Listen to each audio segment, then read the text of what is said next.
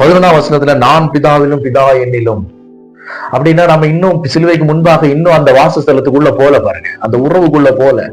திருத்துவ உறவு எப்படி இருக்குதோ அந்த உறவுக்குள்ள நம்ம இன்னும் போகல. ஏன்னா நான் பிதாவிலும் பிதா என்னிலும், நான் பிதாவிலும் பிதா என்னிலும், நான் பிதாவிலும் பிதா என்னிலும் இப்படி சொல்லிட்டு வந்த இயேசு கிறிஸ்து சிலுவைக்கு அப்புறம் என்ன நடக்க போகுதுன்னு சொல்றேன். என்ன நடக்குது அப்படின்னா 20 வசனம், நான் என் பிதாவிலும் நீங்கள் என்னிலும்.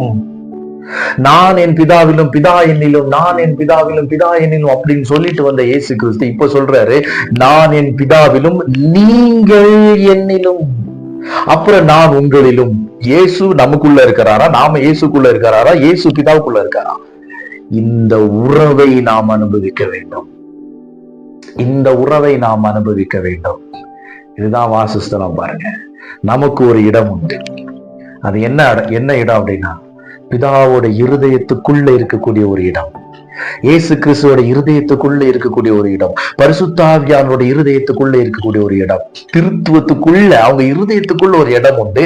அந்த இடத்துல நம்மளை வச்சிருக்கிறாங்களா, அவங்களுக்குள்ள ஒரு உறவு இருக்கு, அந்த உறவை நமக்கு தந்துட்டாங்களா.